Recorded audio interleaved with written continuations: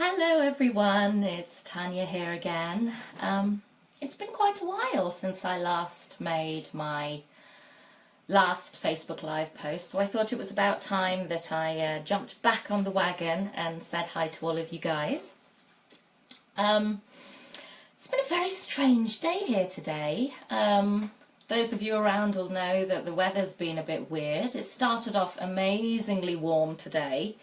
Then I think we had a little bit of snow, which was unfortunate because I'd actually left the rabbit, Beanly Bunyuli Bunsabu, outside for a little run around. So then I saw a little bit of snow and I thought, oh my gosh, better go and get him. So out I ran, and then it rained, and now the skies are blue and it's actually looking quite bright and nice again outside. So April, hey, who knows what's going on. So today, I want to share with you a little post that I'm calling Detox Your Life. Now, what does that mean?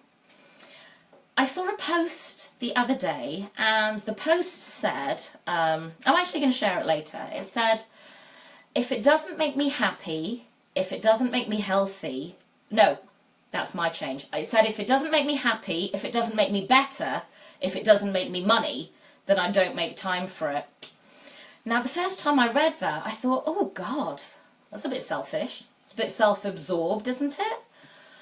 And that's probably the typical sort of reaction I would have to reading something like that, because I was raised a Catholic, very Asian parent, and my thing was give everything of yourself to absolutely everybody, help everyone you can, and do everything for everyone. And I would feel a lot of guilt the moment I didn't, or the moment I kept a tiny little bit for me.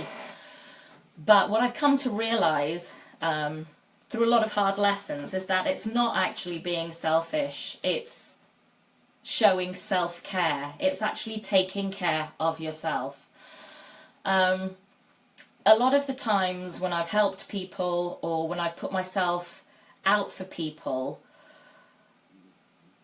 I've done it because I want to help them, but at the same time it tends to get pushed beyond a certain point, and I'm not very good with confrontation, so I would typically adopt a really passive approach and just pretend everything's okay, and then when it came to breaking point, boom, explosion, and suddenly I'm aggressive.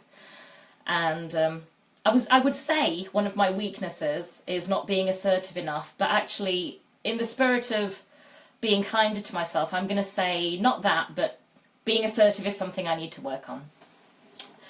The important thing for me is being authentic in life. And when you do things that you don't really want to do for someone else's benefit, if you don't voice that, you're not really being authentic. You're actually either being manipulated or letting yourself be manipulated.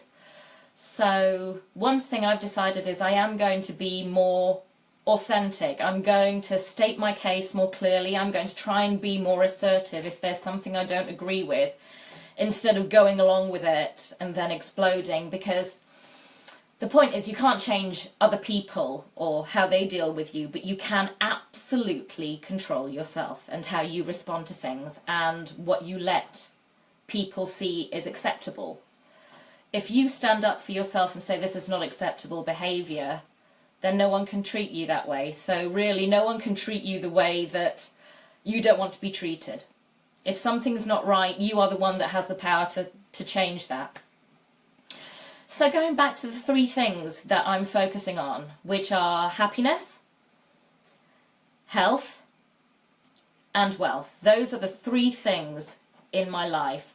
Number two is about bettering yourself. And for me at the moment, that's my health, really. That's the main thing that I can better myself on, as well as a lot of personal development, but I'm dealing with that too. So, like I said, happiness for me was a weird thing because I always sought my happiness from pleasing other people, and that made me happy. But it's not a very safe happiness because you're putting the power for your own happiness in someone else's hands.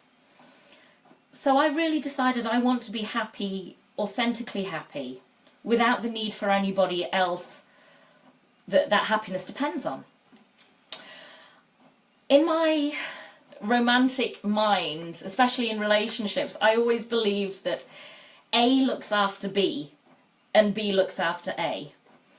But life and experience have taught me that's not really how it works. It tends to be that if you're looking after someone else and they're looking after themselves too, you resent them. You're like, why aren't you looking after me? When really the problem isn't them, it's me. I think the best gift you can give to someone that you love is to look after yourself for them and have them look after themselves for you as well. Because that way you know what you need and you can provide that for yourself, and you'll be better able to help other people that way. If you help people at the expense of yourself, you'll gradually build up resentment and then you'll snap, which is absolutely pointless. With me, I'm really good at setting boundaries in the beginning and saying, this is what I expect, this is how I want to be treated. But then I tend to get a bit lax on maintaining those boundaries when they're crossed. And I find myself being more and more drained, taking on more and more, when really I should be more assertive and say, hang on a minute, you're crossing the line, before it leads to this big, massive explosion kind of thing. But I'm learning. I'm learning that you can't please everyone and that you can only please yourself, really, and, you know, please those people that you really care about. It's about prioritizing and just knowing that even if you don't help someone, that you did the best that you could, and you are the only one who knows if you helped someone or helped yourself as much as you possibly could. Only you know that. You got to trust that, believe in that, because not everyone will agree with you. And it's hard. It's hard, especially when you're someone like me who has a lot of self-doubt, but you just got to. And when I say I'm focusing on things that make me happy, I'm not focusing on those superficial things like a new pair of shoes or a handbag or those sorts of things. I'm focusing on things that really make my soul sing. And at the moment it's my furry friends.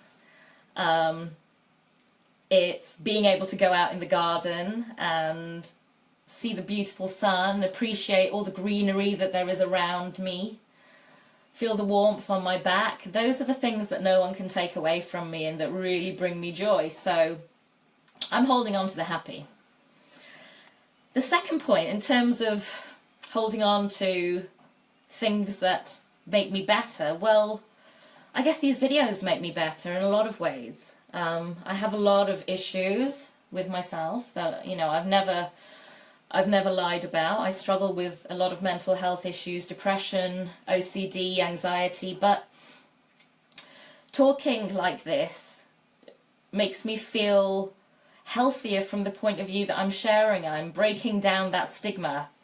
And also I'm holding myself accountable for those days where I just feel like crap. So I go back and I watch these and I say, see, Tanya, you're talking the talk, so now you got to walk the walk. It's as simple as that. And since I've been doing this new nutritional program, so much has changed for the rest of my health, really. It's not just been a physical thing, though. It's really changed my whole mindset. I'm realizing that rather than saving everybody else, I have to look within and actually save myself first. It's hard looking at yourself and pulling apart those things that still haunt you from your childhood or still upset you, but I guess if you really want a wound to heal, you got to get right in and get all the bad shit out, right? Right? And basically, as I've said in another post, I wasn't really doing much to help myself. I was supporting other people so much. Thanks, baby. Lovely comment there from Mia. I was supporting other people so much that I didn't realise how drained I was. I was smoking so much. I was eating all the wrong kinds of food, probably doing untold damage to my body in terms of visceral fat. The drinking, well, a few of you know about the issues I've had with overdoing it on that one. And I decided, you know what, it's time for me to help myself. I need to get myself out of this hole first. And decent nutrition, absolutely can't recommend it enough. Which brings me on to my third point, wealth. If it doesn't make me wealthy, then I don't make time for it. I had a bit of an issue saying that, but then I guess I was looking at it from the perspective of the old me. The old me used to value things over people. Definitely. Living in Hong Kong, you've got so much wealth out there, you've got so many resources, so many temptations. You know, things become a lot more important than they really are. And what I said before is it's about, wealth is a good thing, so long as you control it and it doesn't control you, and you use it for the right ways. So rather than going and getting that extra pair of shoes or that extra handbag, sorry to be a cliche, but it's what I used to do, that used to be my thing. Also going out and eating and drinking heaps, which kind of, you know, didn't work out so great for me, huh? But it's more now about what that wealth enables me to do. And really for me, I want to be wealthy so I can feed it back into, number one, my happiness, which actually comes not from a temporary high from a thing, but actually affords me the chance to, I mean, taking care of a nice garden and having a nice garden, that makes me happy. And it's money that facilitates that.